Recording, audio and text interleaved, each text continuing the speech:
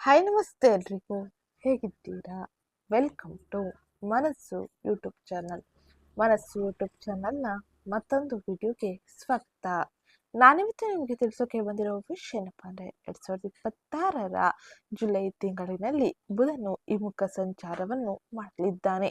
ಕರ್ಕಾಟಕ ರಾಶಿಯಿಂದ ಮಿಥುನ ರಾಶಿಗೆ ಹಿಮ್ಮುಖ ಸಂಚಾರವನ್ನು ಮಾಡುವ ಬುಧನಿಂದಾಗಿ ಮಿಥುನ ರಾಶಿಗೆ ಸೇರಿದ ವ್ಯಕ್ತಿಗಳಿಗೆ ಏನೆಲ್ಲ ಬದಲಾವಣೆ ಇರಲಿದೆ, ಈ ಸಮಯದಲ್ಲಿ ಯಾವ ರೀತಿಯ ಎಚ್ಚರಿಕೆಯ ಜೊತೆ ನೀವು ಮುಂದುವರಿಯಬೇಕು, ಹಾಗೆ ಬುಧನ ಹಿಮ್ಮುಖ ಸಂಚಾರದಿಂದಾಗಿ ಏನೆಲ್ಲ ಬದಲಾವಣೆಯನ್ನು ನೀವು ನಿಮ್ಮ ಜೀವನದ ಪ್ರತಿ ಕ್ಷೇತ್ರದಲ್ಲೂ ನೋಡಬಹುದು. ಇದರ ಜೊತೆಗೆ ಈ ತಿಂಗಳ ಗ್ರಹ ಗೋಚಾರ ಫಲಿತಾಂಶ ಹೇಗಿರಲಿದೆ, ಯಾವ ರೀತಿಯ ಬದಲಾವಣೆಯನ್ನು ಯಾವ ಸಮಯದಲ್ಲಿ ಯಾವ ಕ್ಷೇತ್ರದಲ್ಲಿ ನೀವು ಕಾಣಲಿದ್ದೀರಿ ಎಂಬುದನ್ನ ತಿಳಿಯೋಣ. ಹಾಗೆ ವಿಡಿಯೋ ಕೊನೆಯಲ್ಲಿ ಕೆಲವು ಸರಳ ಜ್ಯೋತಿಷ್ಯ ಪರಿಹಾರವನ್ನು ತಿಳಿಸಲಾಗಿದೆ. ಅದನ್ನು ಅನುಸರಿಸುವುದು ಅತ್ಯಂತ ಶುಭದಾಯಕವಾಗಿದ್ದು ಸಕಾರಾತ್ಮಕ ಬದಲಾವಣೆಯನ್ನು ನೀವು ಈ ಸರಳ ಜ್ಯೋತಿಷ್ಯ ಪರಿಹಾರದಿಂದಾಗಿ ಕಾಣಬಹುದು. ಹಾಗಾಗಿ ವಿಡಿಯೋನ ಇಲ್ಲಿಂದ ಕೊನೆವರೆಗೂ ಸ್ಕಿಪ್ ಮಾಡದೆ ನೋಡಿ. ಹಾಗೆ ಯಾರೇನೋ ಚಾನಲ್ಗೆ ಸಬ್ಸ್ಕ್ರೈಬ್ ಮಾಡ್ಕೊಂಡಿಲ್ಲ, ಚಾನಲ್ಗೆ ಸಬ್ಸ್ಕ್ರೈಬ್ ಮಾಡಿಕೊಂಡು ವಿಡಿಯೋಗೊಂದು ಲೈಕ್ ಮಾಡಿ, ಜೊತೆಗೆ ಈ ವಿಡಿಯೋ ಕಮೆಂಟ್ ಬಾಕ್ಸ್ನಲ್ಲಿ ಓಂ ಬುಧಾದಿತ್ಯಾಯ ನಮಃ ಮಹಾಲಕ್ಷ್ಮೀ ನಮಃ ಎಂಬ ಕಮೆಂಟ್ ಮಾಡಿ. ಹಿಮ್ಮುಖ ಸಂಚಾರದಲ್ಲಿ ಬುಧ ಮರಳಲಿದ್ದಾನೆ ಮಿಥುನ ರಾಶಿಗೆ. ಬುಧ ಗ್ರಹ, ಈ ಬುಧನ ಸಂಚಾರವು ಅನೇಕ ರೀತಿಯ ಬದಲಾವಣೆಯನ್ನು ಜೀವನದಲ್ಲಿ ತರಲಿದ್ದು, ಶಿಕ್ಷಣ ಮತ್ತು ವ್ಯವಹಾರದ ಗ್ರಹವಾದ ಬುಧ ಮಾತು ಮತ್ತು ಬುದ್ಧಿಶಕ್ತಿಯ ಮೇಲೆ ವಿಶೇಷ ಅಧಿಕಾರವನ್ನು ಹೊಂದಿದ್ದಾನೆ. ಜುಲೈ 7, 2026ರಂದು ಬೆಳಗ್ಗೆ 10:32ರ ಸರಿಸುಮಾರಿಗೆ ಮಿಥುನ ರಾಶಿಗೆ ತನ್ನ ಸಂಚಾರವನ್ನು ಮಾಡಲಿದ್ದಾನೆ ಬುಧನು. ಇದರಿಂದಾಗಿ ಈ ಸಮಯದಲ್ಲಿ ನೀವು ಅನೇಕ ರೀತಿಯ ಬದಲಾವಣೆಯನ್ನು ತಮ್ಮ ಕ್ಷೇತ್ರದಲ್ಲಿ ನೋಡಬಹುದಾಗಿದ್ದು, ತನ್ನದೇ ಆದ ರಾಶಿಯಲ್ಲಿ ಉಳಿಯಬಹುದಾದ ಬುಧನಿಂದಾಗಿ ನೀವು ಅನೇಕ ರೀತಿಯ ಕಹಿ ಹಾಗೆ ಸಿಹಿ ಗೊಂದಲಮಯ ವಾತಾವರಣವನ್ನು ನೋಡಲಿದ್ದೀರಿ. ಹಾಗೆ ಈ ಸಮಯದಲ್ಲಿ ಸುಳ್ಳು ಸುದ್ದಿ ಮತ್ತು ವದಂತಿಗಳು ಹೆಚ್ಚಾಗಬಹುದು. ಸರ್ಕಾರಿ ಹೇಳಿಕೆಯನ್ನು ಬದಲಾಯಿಸುವುದು ಹಾಗೆ ಹಿಂತೆಗೆದುಕೊಳ್ಳುವ ಮುಂತಾದ ಘಟನೆಗಳು ಈ ಸಮಯದಲ್ಲಿ ನಡೆಯಲಿದೆ. ಹಾಗೆ ತಂತ್ರಜ್ಞಾನದಲ್ಲಿ ಸಮಸ್ಯೆಗಳು, ಪ್ರಯಾಣದ ಸಾಧನಗಳಲ್ಲಿ ವಿಳಂಬಗಳು, ಸಂಪನ್ಮೂಲಗಳು ಇತ್ಯಾದಿಯಲ್ಲೂ ಕೂಡ ಅನೇಕ ರೀತಿಯ ಬದಲಾವಣೆ ಇರಲಿದೆ. ತನ್ನದೇ ಆದ ರಾಶಿಯಲ್ಲಿ ಮಿಥುನ ರಾಶಿಯಲ್ಲಿ ಬುಧ ಉಳಿಯುವುದರಿಂದಾಗಿ ಇದು ವಿವಿಧ ರಾಶಿ ಚಕ್ರ ಚಿಹ್ನೆಗಳ ಮೇಲೆ ಯಾವ ರೀತಿಯ ಪರಿಣಾಮವನ್ನು ಬೀರಲಿದೆ, ಹಾಗೆ ಅದರಲ್ಲೂ ಕೂಡ ಮಿಥುನ ರಾಶಿಯವರಿಗೆ ಬುಧನ ಈ ಸಂಚಾರ ಹೇಗಿರಲಿದೆ ಎಂದು ಈಗ ನೋಡೋಣ. ಮಿಥುನ ರಾಶಿಯವರೇ, ಬುಧನು ನಿಮ್ಮ ಲಗ್ನ ಅಥವಾ ರಾಶಿ ಚಕ್ರದ ಅಧಿಪತಿಯಾಗಿದ್ದು, ಜೊತೆಗೆ ನಿಮ್ಮ 4ನೇ ಮನೆಯ ಅಧಿಪತಿಯು ಕೂಡ ಬುಧನೇ ಆಗಿದ್ದಾನೆ. ಮಿಥುನ ರಾಶಿಯಲ್ಲಿ ಅದರ ಸಂಚಾರದ ಸಮಯದಲ್ಲಿ ಅದು ನಿಮ್ಮ ಮೊದಲನೇ ಮನೆಯಲ್ಲಿ ಇರುತ್ತದೆ. ಸಂಚಾರ ವಿಜ್ಞಾನದ ಸಾಮಾನ್ಯ ನಿಯಮದ ಪ್ರಕಾರ ಮೊದಲನೇ ಮನೆಯಲ್ಲಿ ಬುಧನ ಸಂಚಾರವು ಒಳ್ಳೆಯದಲ್ಲ ಎಂದು ಪರಿಗಣಿಸಲಾಗುತ್ತದೆ. ಅಂದಾಗ್ಯೂ ತನ್ನದೇ ಆದ ರಾಶಿಯಲ್ಲಿ ಇರುವುದರಿಂದಾಗಿ ಬುಧನು ತಾನು ಅಧಿಪತಿಯಾಗಿರುವ ಭಾಗದಲ್ಲಿ ಸ್ವಲ್ಪ ಮಟ್ಟಿಗೆ ಅನುಕೂಲಕರತೆಯನ್ನು ಒದಗಿಸಲು ಬಯಸುತ್ತಾನೆ. ಮೊದಲನೇದಾಗಿ ಬುಧ ಗ್ರಹದ ಬಗ್ಗೆ ಸಂಚಾರ ವಿಜ್ಞಾನವು ಏನು ಹೇಳುತ್ತದೆ ಎಂಬುದನ್ನ ನೋಡೋಣ. ಈ ಸಮಯದಲ್ಲಿ ಬುಧನ ಸಂಚಾರ ಶಾಸ್ತ್ರದ ನಿಯಮದ ಪ್ರಕಾರ ಮೊದಲನೇ ಮನೆಯಲ್ಲಿ ಬುಧನ ಸಂಚಾರವು ಅಹಿತಕರ ಮಾತುಗಳನ್ನು ಮಾತನಾಡಲು ಪ್ರೇರೇಪಿಸುತ್ತಾನೆ. ಆದ್ದರಿಂದ ಆಂತರಿಕ ಶಾಂತಿಯನ್ನು ಪರಿಸ್ಥಿತಿಯನ್ನು ನಿಭಾಯಿಸುವುದು ಬಹು ಮುಖ್ಯವಾಗಿರಲಿದೆ. ನೀವು ನಿಮ್ಮ ಸಂಭಾಷಣೆಯ ವಿಧಾನದಲ್ಲಿ ಸ್ವಚ್ಛವಾಗಿ ಇರುವುದು ಹಾಗೆ ಸೌಮ್ಯವಾಗಿ ಇಟ್ಟುಕೊಳ್ಳುವುದು ಉತ್ತಮವಾಗಿರಲಿದೆ. ಯಾರನ್ನು ಟೀಕಿಸಬಾರದು ಅಥವಾ ಗಾಸಿಪ್ ಮಾಡಬಾರದು. ಹೀಗೆ ಮಾಡುವುದರಿಂದಾಗಿ ಬುಧ ಗ್ರಹದ ನಕಾರಾತ್ಮಕತೆ ಶಾಂತಗೊಳ್ಳುತ್ತದೆ. ಇದಲ್ಲದೆ 2ನೇ ಮನೆಯಲ್ಲಿ ಗುರುವಿನ ಉತ್ತುಂಗ ಸ್ಥಾನವು ನಿಮಗೆ ಸಹಾಯ ಮಾಡುತ್ತದೆ. ಆದ್ದರಿಂದ ಸಂಚಾರ ಶಾಸ್ತ್ರವು ಈ ಸಂಚಾರವನ್ನು ನಕಾರಾತ್ಮಕ ಎಂದು ಕರೆದರೂ ನೀವು ಬಹಳ ಕಡಿಮೆ ನಕಾರಾತ್ಮಕ ಫಲಿತಾಂಶವನ್ನು ಅನುಭವಿಸಲಿದ್ದೀರಿ ಎಂದು ನಿರೀಕ್ಷಿಸಬಹುದಾಗಿರಲಿದೆ. ಮನೆಯ ವಿಷಯಗಳಿಗೆ ಗಮನ ನೀಡುವುದು, ಅಲ್ಲಿನ ಪರಿಸ್ಥಿತಿಗಳನ್ನು ಸಹ ಸುಧಾರಿಸುವುದು ಈ ಸಮಯದಲ್ಲಿ ಬಹು ಮುಖ್ಯವಾಗಿದ್ದು, 4ನೇ ಮನೆಯ ಮೇಲೆ ಶನಿಯ ದೃಷ್ಟಿ ನಿರಂತರವಾಗಿ ಇದ್ದರೂ ಅದು ಕೆಲವು ಸಮಸ್ಯೆಗಳನ್ನು ಉಂಟು ಮಾಡುತ್ತದೆ. ಹಾಗೆ ಬುಧನ ಸಂಚಾರದ ಈ ಸಮಸ್ಯೆಗಳೊಂದಿಗೆ ನೀವು ಉತ್ತಮ ರೀತಿಯ ಫಲಿತಾಂಶವನ್ನು ಪಡೆಯಲು ಶಾಂತವಾಗಿ ಇರುವುದನ್ನು ಬಯಸುತ್ತದೆ. ಹಾಗೆಯೇ ನೀವು ಅನಗತ್ಯ ಖರ್ಚುಗಳನ್ನು ತಪ್ಪಿಸಲು ಪ್ರಯತ್ನಿಸಿ. ಹಣಕಾಸಿನ ವಿಷಯದಲ್ಲೂ ಕೂಡ ಸಮತೋಲನ ಇರಿಸಿಕೊಳ್ಳುವುದು ಬಹು ಮುಖ್ಯವಾಗಿದ್ದು, ಇದರ ಅರ್ಥವೇನೆಂದರೆ ಬುಧನ ಈ ಸಂಚಾರವು ನಿಮಗೆ ಮಿಶ್ರ ಫಲಿತಾಂಶವನ್ನು ನೀಡಲಿದೆ. ಆದಾಗ್ಯೂ ಮುನ್ನೆಚ್ಚರಿಕೆಯನ್ನು ತೆಗೆದುಕೊಳ್ಳುವುದು ಬಹು ಮುಖ್ಯವೆಂದು ತಿಳಿಸುತ್ತದೆ. ಈ ಸಮಯದಲ್ಲಿ ಫಲಿತಾಂಶಗಳು ಸರಾಸರಿಗಿಂತ ಉತ್ತಮವಾಗಿರುವ ಸಾಧ್ಯತೆ ಹೆಚ್ಚು ಆಗಿರಲಿದೆ. ಹಾಗೆ ಈ ಸಮಯದಲ್ಲಿ ನೀವು ಬುಧನ ಅನುಗ್ರಹಕ್ಕಾಗಿ ಗಣೇಶನ ಆರಾಧನೆ ಮಾಡುವುದು ಉತ್ತಮವಾಗಿರಲಿದೆ. ಇನ್ನು ಜುಲೈ ತಿಂಗಳ ಗ್ರಹ ಗೋಚಾರದ ಬಗ್ಗೆ ನಾವು ನೋಡುವುದಾದರೆ ಈ ರೀತಿಯಲ್ಲಿ ಇರಲಿದೆ. ಗ್ರಹ ಗೋಚಾರದಲ್ಲಿ ನಾವು ಪ್ರಮುಖವಾಗಿ ನೋಡುವುದಾದರೆ ಗುರುವಿನ ಸಂಚಾರ ಮಿಥುನ ರಾಶಿಯವರಿಗೆ ಹೀಗಿರಲಿದೆ. 2ನೇ ಮನೆಯಲ್ಲಿ ಗುರುವಿನ ಸಂಚಾರ ಈ ತಿಂಗಳು ಪೂರ್ತಿ ಕರ್ಕಾಟಕ ರಾಶಿಯಲ್ಲಿ ಗುರು ತನ್ನ ಸಂಚಾರವನ್ನು ಮಾಡುವುದರಿಂದಾಗಿ ಇದು ಉತ್ತುಂಗ ಫಲಿತಾಂಶವನ್ನು ನೀಡುತ್ತದೆ. ಆದಾಯ, ಮಾತು ಮತ್ತು ಕುಟುಂಬದ ಹಣಕಾಸುಗಳಿಗೆ ಬೆಂಬಲವನ್ನು ನೀಡುತ್ತದೆ. ಹಾಗೆ ಸೂರ್ಯನ ಸಂಚಾರ 1ನೇ ಮನೆಯಲ್ಲಿ ಮಿಥುನ ರಾಶಿಯಲ್ಲೇ ಇರಲಿದೆ. ಅದಾದ ನಂತರದಲ್ಲಿ ಕರ್ಕಾಟಕ ರಾಶಿಯಲ್ಲಿ ಮುಂದುವರಿಯುವ ಸೂರ್ಯನಿಂದಾಗಿ ಗುರುತು, ಆತ್ಮವಿಶ್ವಾಸ, ಆರೋಗ್ಯ ಹಾಗೆ ಆದಾಯ, ಮಾತು, ಕುಟುಂಬದ ಹಣಕಾಸಿನ ಕಡೆಗೆ ನಿಮ್ಮ ಗಮನ ಬದಲಾಗಲಿದೆ. ಇದರಿಂದಾಗಿ ಅತ್ಯಂತ ಹೆಚ್ಚಿನ ಶುಭ ಫಲಿತಾಂಶಗಳನ್ನು ಕೂಡ ನೀವು ಆಕರ್ಷಿಸಲಿದ್ದೀರಿ. ಇದು ನಿಮಗೆ ಉತ್ತಮ ರೀತಿಯ ಫಲಿತಾಂಶವನ್ನು ನೀಡಲು, ನಿಮ್ಮ ಕ್ಷೇತ್ರಗಳಲ್ಲಿ ಬದಲಾವಣೆಯನ್ನು ಪಡೆಯಲು ಇದು ಹೆಚ್ಚಿನ ಸಹಾಯಕವಾಗಿರಲಿದೆ. ಇನ್ನು ಮುಂದಿನದಾಗಿ ಮಂಗಳನ ಸಂಚಾರ. ಮಂಗಳನು ನಿಮ್ಮ 12ನೇ ಮನೆಯಲ್ಲಿ ತನ್ನ ಸಂಚಾರವನ್ನು ಮಾಡಲಿದ್ದು, ವೃಷಭ ರಾಶಿಯಲ್ಲಿ ತಿಂಗಳು ಪೂರ್ತಿ ಮಂಗಳನ ಸಂಚಾರ ಇರುವುದರಿಂದಾಗಿ ಖರ್ಚುಗಳು, ವಿದೇಶಿ ಸಂಪರ್ಕಗಳು, ನಿದ್ರೆ, ಒಂಟಿತನ ಮತ್ತು ಆಧ್ಯಾತ್ಮಿಕ ಹಿಂತೆಗೆದುಕೊಳ್ಳುವಿಕೆಗೆ ಶಕ್ತಿಯನ್ನು ನೀಡುತ್ತದೆ. ಆದರೆ ಅಸಹನೆಯನ್ನು ನಿಯಂತ್ರಿಸಬೇಕಾಗಿರಲಿದೆ. ಈ ಸಮಯದಲ್ಲಿ ಸಹನೆಯಿಂದ, ತಾಳ್ಮೆಯಿಂದ ಮುಂದುವರೆದರೆ ಅತ್ಯಂತ ಹೆಚ್ಚಿನ ಶುಭದಾಯಕ ಫಲಿತಾಂಶವು ನಿಮ್ಮದಾಗಲಿದೆ. ಇನ್ನ ಮುಂದಿನದ್ದಾಗಿ ನೋಡುವುದಾದರೆ ಶುಕ್ರನ ಸಂಚಾರ. ಶುಕ್ರನು ಸಿಂಹ ರಾಶಿಯಲ್ಲಿ ತನ್ನ ಸಂಚಾರವನ್ನು ಮಾಡುವುದರಿಂದಾಗಿ ಮೊದಲು ಆದಾಯ, ಮಾತು ಮತ್ತು ಕುಟುಂಬದ ಹಣಕಾಸಿನ ಮೂಲಕ ಈ ಸಮಯದಲ್ಲಿ ಅತ್ಯಂತ ಹೆಚ್ಚಿನ ಬದಲಾವಣೆಯನ್ನು ತರಲಿದ್ದಾನೆ. ಹಾಗೆ ಸಂವಹನದಲ್ಲಿ ಧೈರ್ಯ, ಸಣ್ಣ ಪ್ರಯಾಣಗಳು, ಕೌಶಲ್ಯಗಳ ಮೂಲಕ ಸಾಂತ್ವನವನ್ನು ಶುಕ್ರನು ತರುವುದರಿಂದಾಗಿ ನೀವು ಅತ್ಯಂತ ಹೆಚ್ಚಿನ ಶುಭದಾಯಕ ಫಲಿತಾಂಶವನ್ನು ಶುಕ್ರನಿಂದಾಗಿ ನೋಡಬಹುದಾಗಿದ್ದು, ಇದು ಆರ್ಥಿಕ ಬೆಂಬಲವನ್ನು, ನೆರವನ್ನು ನೀಡಲಿದೆ. ಈ ಸಮಯದಲ್ಲಿ ಸಂತೋಷದ ಜೀವನವನ್ನು, ನೆಮ್ಮದಿಯ ವಾತಾವರಣವನ್ನು ನೀವು ನಿಮ್ಮ ಕುಟುಂಬದಲ್ಲಿ ಹಾಗೆ ಇನ್ನಿತರ ಕ್ಷೇತ್ರದಲ್ಲಿ ನೋಡಬಹುದಾಗಿರಲಿದೆ. ಇನ್ನ ಮುಂದಿನದ್ದಾಗಿ ಬುಧನ ಸಂಚಾರ. ಬುಧನು ಈ ಸಮಯದಲ್ಲಿ ನಿಮ್ಮ 2ನೇ ಮನೆಯಿಂದ ಮತ್ತೆ 1ನೇ ಮನೆಗೆ ಮಿಥುನ ರಾಶಿಗೆ ಸ್ಥಳಾಂತರಗೊಳ್ಳುತ್ತಾನೆ. ಇದು ನಿಮಗೆ ಸಂವಹನ ಮತ್ತು ನಿರ್ಧಾರಗಳು, ಆದಾಯ ಹಾಗೆ ಮಾತು, ಕುಟುಂಬದ ಹಣಕಾಸು ಹಾಗೆ ಗುರುತು, ಆತ್ಮವಿಶ್ವಾಸ ಮತ್ತು ಆರೋಗ್ಯದೊಂದಿಗೆ ಸಂಪರ್ಕವನ್ನು ಹೊಂದಿದೆ. ಇದರಿಂದಾಗಿ ಈ ಎಲ್ಲ ಕ್ಷೇತ್ರದಲ್ಲೂ ಕೂಡ ಅನೇಕ ರೀತಿಯ ಮಿಶ್ರ ಫಲಿತಾಂಶವನ್ನು, ಗೊಂದಲವನ್ನು ಕೂಡ ತರುವ ಸಾಧ್ಯತೆ ಅಧಿಕವಾಗಿರಲಿದೆ. ಏಕೆಂದರೆ ಇದು ಬುಧನ ಹಿಮ್ಮೆಟ್ಟುವಿಕೆಯಾಗಿರಲಿದೆ. ಬಹಳ ಎಚ್ಚರಿಕೆಯೊಂದಿಗೆ ನೀವು ಮುಂದುವರಿಯಿರಿ. ಇನ್ನ ಮುಂದಿನದ್ದಾಗಿ ಶನಿಯ ಸಂಚಾರ. ಶನಿಯು ಈ ತಿಂಗಳು ಪೂರ್ತಿ 10ನೇ ಮನೆಯಲ್ಲಿ ಮುಂದುವರಿಯುತ್ತಾನೆ, ಅಂದರೆ ಮಿಥುನ ರಾಶಿಯಲ್ಲಿ ಮುಂದುವರಿಯಲಿದ್ದಾನೆ. ಮೀನ ರಾಶಿಯಲ್ಲಿ ಶನಿಯ ಸಂಚಾರದಿಂದಾಗಿ ಈ ಸಮಯದಲ್ಲಿ ವೃತ್ತಿ, ಅಧಿಕಾರ, ಖ್ಯಾತಿ ಮತ್ತು ಸಾರ್ವಜನಿಕ ಸ್ಥಾನಮಾನಗಳಲ್ಲಿ ತಾಳ್ಮೆ ಅಗತ್ಯವೆಂದು ತಿಳಿಸುತ್ತಾನೆ. ಇದರಿಂದಾಗಿ ತಾಳ್ಮೆಯಿಂದ ಪ್ರತಿ ಕ್ಷೇತ್ರದಲ್ಲೂ ಕೂಡ ನೀವು ಮುಂದುವರಿದರೆ ಅತ್ಯಂತ ಹೆಚ್ಚಿನ ಶುಭ ಫಲಿತಾಂಶವನ್ನು, ಉತ್ತಮ ರೀತಿಯ ಬದಲಾವಣೆಯನ್ನು ಕಾಣಬಹುದಾಗಿರಲಿದೆ. ಇನ್ನ ಮುಂದಿನದ್ದಾಗಿ ರಾಹುವಿನ ಸಂಚಾರ.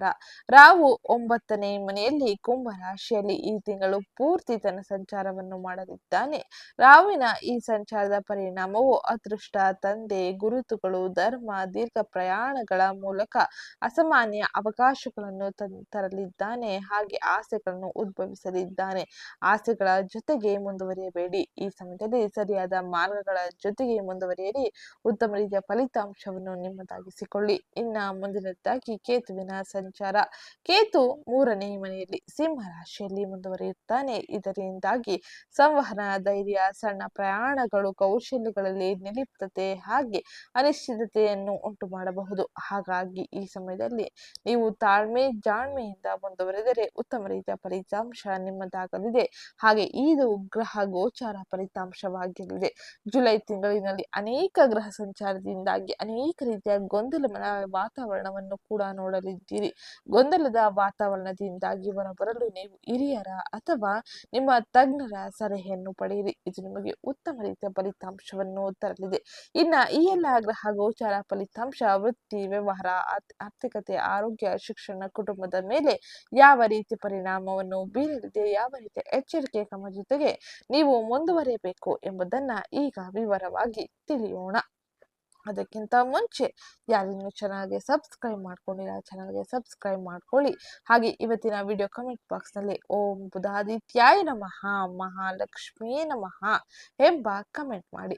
ವೃತ್ತಿ ಮತ್ತು ಉದ್ಯೋಗ ಕ್ಷೇತ್ರದಲ್ಲಿ ಈ ಸಮಯದಲ್ಲಿ ಮಿಥುನ ರಾಶಿಗೆ ಸೇರಿದ ವ್ಯಕ್ತಿಗಳು ಪ್ರಮುಖವಾಗಿ ಈ ಎಲ್ಲ ಬದಲಾವಣೆಯನ್ನು ಈ ಸಮಯದಲ್ಲಿ ನೋಡಲಿದ್ದಾರೆ.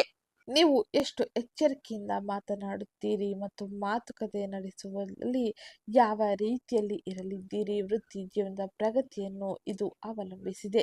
ಹಣಕಾಸಿನ ಚರ್ಚೆಗಳು, ಸಂಬಳದ ವಿಷಯಗಳು ಹಾಗೆ ಸಂಪನ್ಮೂಲ ಯೋಜನೆಯ ಕೆಲಸದಲ್ಲಿ ಮುಖ್ಯವಾಗಿ ಈ ಸಮಯದಲ್ಲಿ ಬಹಳ ಎಚ್ಚರಿಕೆಯೊಂದಿಗೆ ನೀವು ಇರಬೇಕಾಗಿರಲಿದೆ.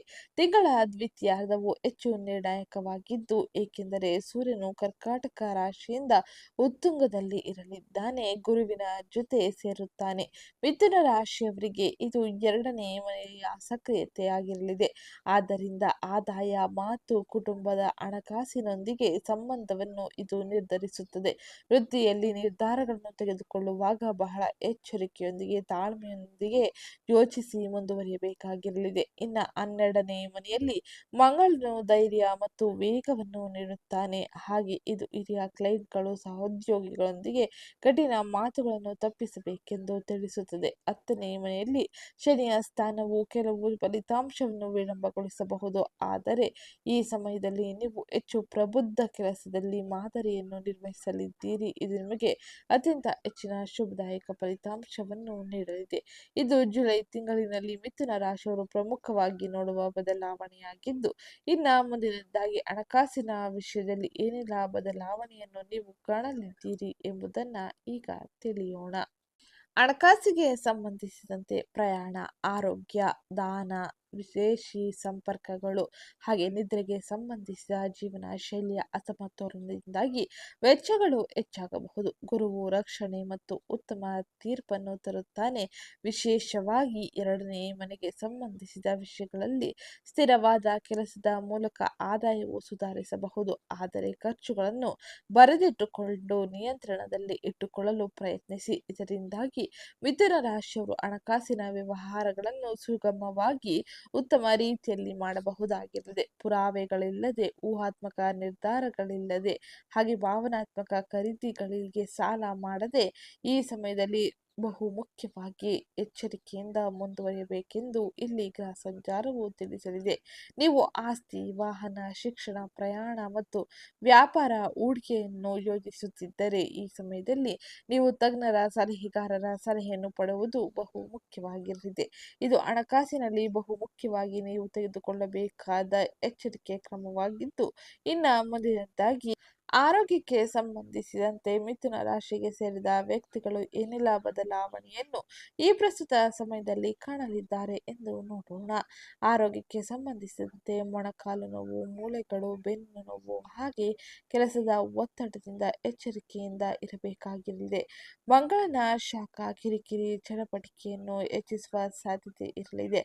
ಆದ್ದರಿಂದ ಅನಿಯಮಿತ ಆಹಾರ, ಕೋಪ ಹಾಗೆ ಅತಿಯಾದ ಕೆಲಸವನ್ನು ತಪ್ಪಿಸಿ ನಿರ್ಲಕ್ಷಿಸಲ್ಪಟ್ಟ ಸಮಸ್ಯೆಗಳನ್ನು ಮುಂದೂಡಬಹುದಾಗಿದ್ದು, ಇನ್ನು ಶನಿಯು ಈ ಸಮಯದಲ್ಲಿ ಬಹಳ ಎಚ್ಚರಿಕೆಯಿಂದ ಆರೋಗ್ಯಕ್ಕೆ ಹೆಚ್ಚಿನ ಗಮನ ನೀಡಬೇಕೆಂದು ತಿಳಿಸುತ್ತಾನೆ. ನಿಯಮಿತ ನಿದ್ರೆ, ನಡಿಗೆ, ಪ್ರಾಣಾಯಾಮ ಮತ್ತು ಸರಳ ಆಹಾರವು ಈ ಸಮಯದಲ್ಲಿ ನಿಮಗೆ ಹೆಚ್ಚು ಸಹಾಯ ಮಾಡುತ್ತದೆ.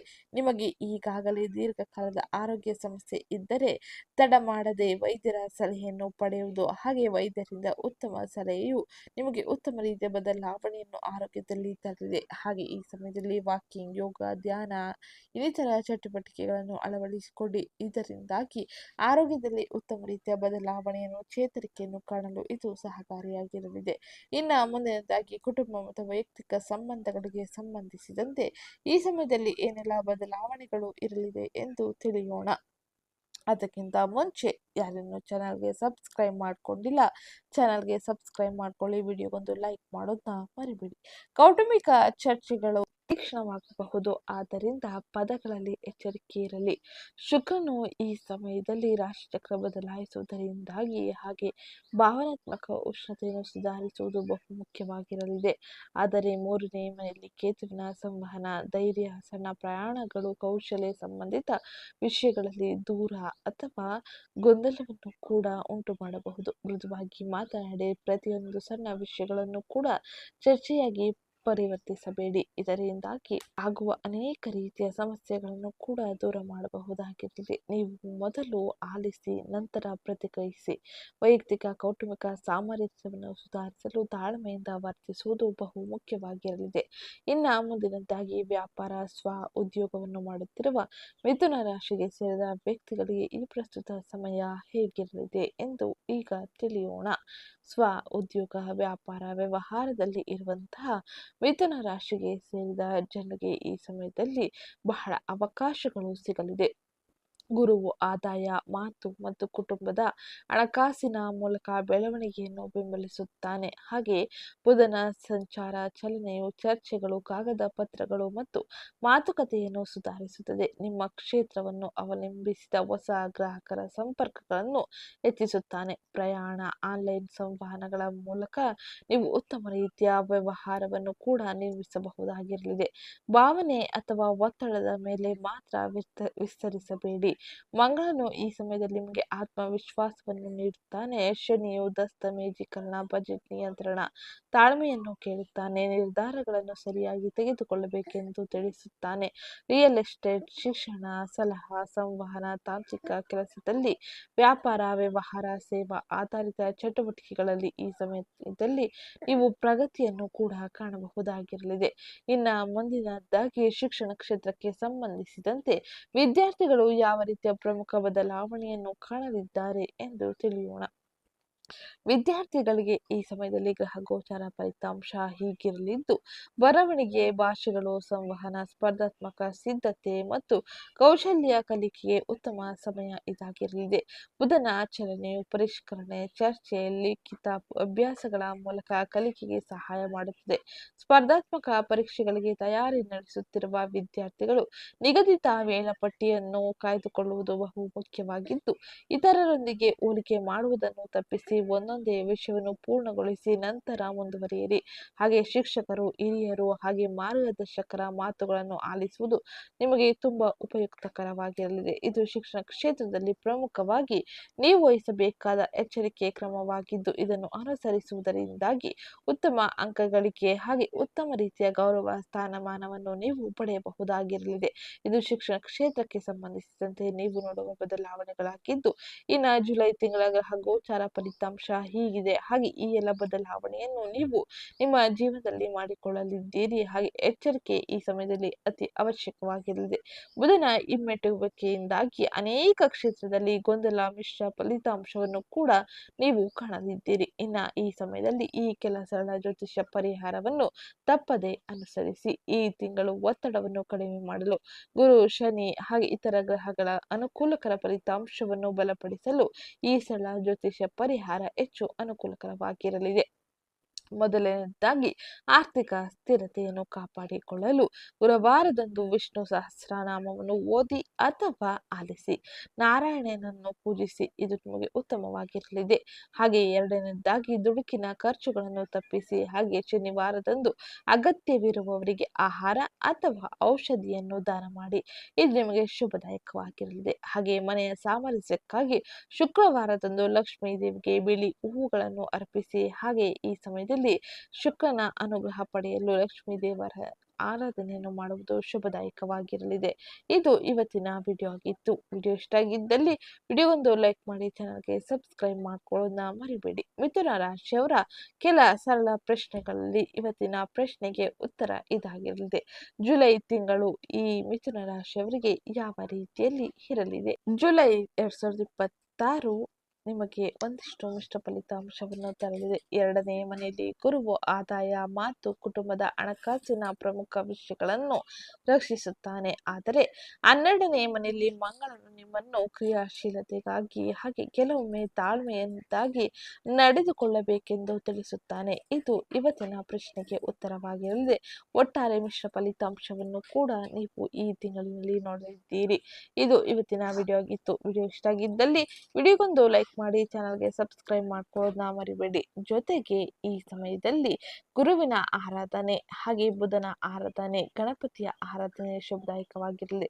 ಗುರುವಿನ ಅನುಗ್ರಹಕ್ಕಾಗಿ ವಿಷ್ಣುವಿನ ಆರಾಧನೆ ಮಾಡಿ, ಬುಧನ ಅನುಗ್ರಹಕ್ಕಾಗಿ ಗಣೇಶನ ಆರಾಧನೆ ಶುಭದಾಯಕವಾಗಿರಲಿ. ಇವತ್ತಿನ ವಿಡಿಯೋ ಕಮೆಂಟ್ ಬಾಕ್ಸ್ನಲ್ಲಿ ಓಂ ಬುಧಾದಿತ್ಯಾಯ ನಮಃ ಎಂಬ ಕಮೆಂಟ್ ಮಾಡಿ. ಇದು ನಿಮಗೆ ಅತ್ಯಂತ ಹೆಚ್ಚಿನ ಶುಭದಾಯಕವಾಗಿರಲಿದೆ.